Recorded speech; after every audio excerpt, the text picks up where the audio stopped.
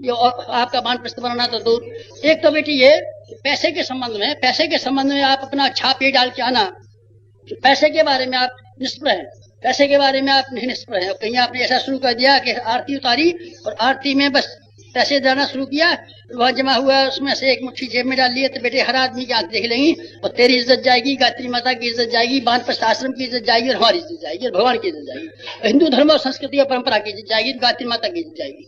इसलिए क्या करना चाहिए, पैसे के बारे में आप जानना चाहते हो तो ठीक है, आप अपने घर में क्या दुकान करते हैं क्या नहीं करते हैं वहां बेईमानी कर सकते हैं, लेकिन वहां जहां आपको हजारों आदमी देख रहे हैं और भगवान देख रहा है और जहां ऋषि की वेदी पर बैठे हुए वहां से पैसे की चालाकी मत करना। पैसे की चालाकी आप करेंगे तो बेटे बड़ा मट्टी पलीद हो जाएगी। पैसे का सवाल नहीं है, सवाल आपके ईमान का है और सवाल इस बात का है कि आपका तौल और आपकी वजन इस लायक है कि नहीं। आप दो पैसे के ऊपर ईमान खराब करते हैं तो हम कैसे मानेंगे?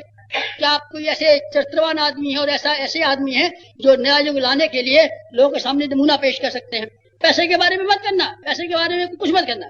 जहां से एक पैसा है रसीद देना, वहां आपके पास रसीद न हो तो हाथ की पर्ची काट के दे आना, देखिए हम गायत्री तपोवन में जा रहे हैं और आपके जो 11 रुपए मिले हम वहां से रसीद भेजेंगे, जब तक कि आपकी जानकारी के लिए, ताकि हम बेईमानी न कर लें, आपको अपने हाथ की पर्ची लेकर के दे जाते हैं, 11 रुपए हमको आपको मिले हैं, रसीद हम वहां से भेजेंगे।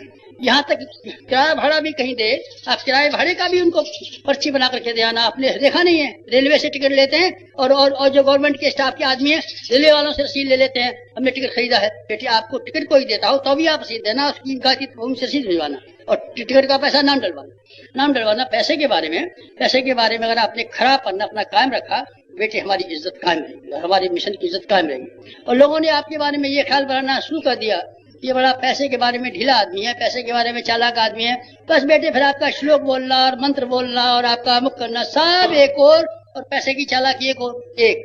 दूसरा एक और बात बताता हूँ, जहाँ आप जाएंगे आपके प्रति आकर्षण पैदा होगा, आपको बड़ा आदमी माना जाएगा, वजनदार आदमी माना जाएगा और सभी लोग आएंगे और सभी मिलेंगे।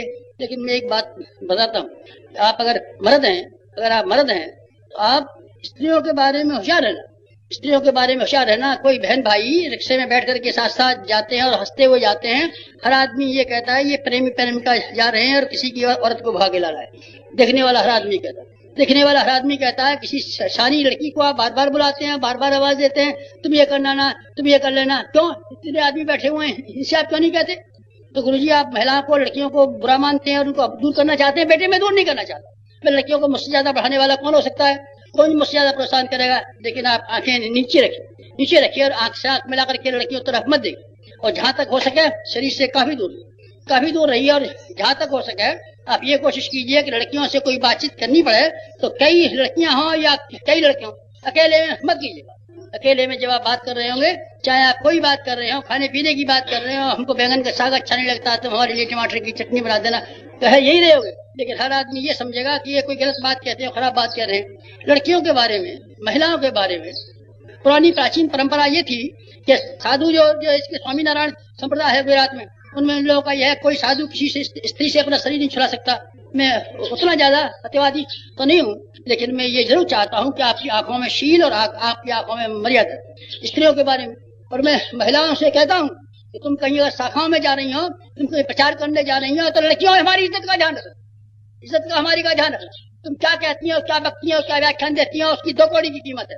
सबसे बड़ी कीमत यह है कि शांति कुंज की लड़कियां हैं, इसमें तमीज है कि नहीं है, शऊर है कि नहीं।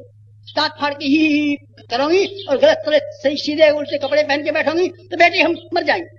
अच्छी तरीके जानते या लड़कियों को तुमने देखा नहीं है, हम भेजते हैं और उनको रुद्राक्ष की माला पहना के भेजते हैं, कपड़े पहना के भेजते हैं और हमको उनको तपस्वी के रूप में भेजते हैं। तो महिला जागृति की लड़कियां जहाँ कहीं भी जाओ सिर्फ तपस्वी के रूप में जाना, अपने घर में जो चाहना हो उसे पहनना।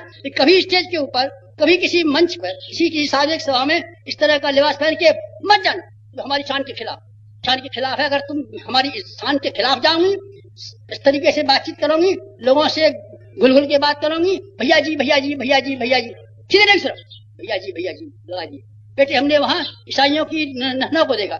हमारा क्रिश्चियन कॉलेज में इंदौर में व्याख्यान हुआ, उन्होंने फिलॉसफी के ऊपर पादरियों ने हमारा व्याख्यान कराया। सबसे आगे बैठी हुई थी नने, न बड़ी बड़ी शानी लड़कियां थी, पर प्रत्येक लड़की को मैंने ये देखा कि अगले वाली लाइन में बैठी हुई थी, आंखें नीची थी, सबकी आंखें नीची थी। मैंने उससे ये पूछा, ये क्या बात है, आपके यहाँ घूंघट नहीं मरता, हमारे यहाँ घूंघट तो नहीं मरता, हमारी आंखें नीचे रखी जाती है। और मर्दों के बारे में ये जो नने हैं घूंघट नहीं मारती, लेकिन इस बात का ध्यान रखती है। इस बात का कि कहीं ऐसी ढंग से तो हम बात नहीं कर रहे हैं इसको देखने वाले आदमी कोई गलत अंदाज लगा सकें। वो हमेशा उनको जो दीक्षा दी जाती है तब ये बताया जाता है आपको आंखें नीची रखनी पड़ेंगी और मर्दों से बात करना है तो आप इस तरीके से मुंह जरा टेढ़ा करके करेंगे, कोई जरूरी बात होगी तो और इस ढंग से करेंगे जिसमें कोई आदमी गलत अंदाज नहीं लगा ली। बच्चियों, आपसे भी मैं कहता हूँ, लड़कों आपसे भी कहता हूँ, क्योंकि आपको सार्वजनिक क्षेत्र में भेजता हूँ तो खासतौर से मैं आपको धार्मिक क्षेत्र में भेजता हूँ, वानप्रस्थ बना करके भेजता हूँ। आप इन बातों में बेहद सावधान रहिए।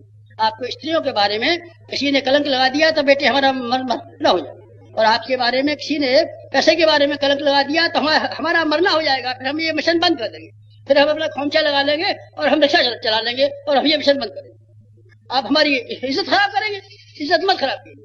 हमने ऋषि का बाना पहना है, साधु का बाना पहना है और हमने ब्राह्मण का बाना पहना है और हमने ये घोषणा की है कि हम धर्म तंत्र से लोक शिक्षण करेंगे, धर्म की वो शालीनता, धर्म का वो गौरव की हम रक्षा करेंगे। इसलिए आवश्यक है कि आपको ये मोटी मोटी मर्यादाएं, पैसे के संबंध में मर्यादा है, स्त्रियों के बारे में मर्यादा है, आपको वहां जहां कहीं भी जाना पड़े इन मर्यादा को ध्यान रखना। अगर आप इन बातों को ध्यान रखेंगे तो बेटे आपका पीला कपड़ा जो हमने पहनाया है उसकी भी इज्जत रह जाएगी और आप जो वानप्रस्थ के माध्यम से कार्य करने वाले हैं उनमें सफलता भी मिलती चली जाएगी। मुझे उम्मीद है आप इन बातों को पूरी तरीके से ध्यान में रखेंगे और ऐसे कदम बढ़ाएंगे यहाँ से जाने के पश्चात अपने वैयक्तिक जीवन में और सामाजिक जीवन में, जिससे वो उद्देश्य पूरा होना संभव हो जाए इसको आप व्याख्यानों के द्वारा करना चाहते हैं। व्याख्यानों के द्वारा नहीं, अपने चरित्र और क्रियाकलाप के माध्यम से अगर आप करें तो हमें खुशी होगी और हमारे उद्देश्य की पूर्ति हुए बिना नहीं रहेगी। आज की बात समाप्त।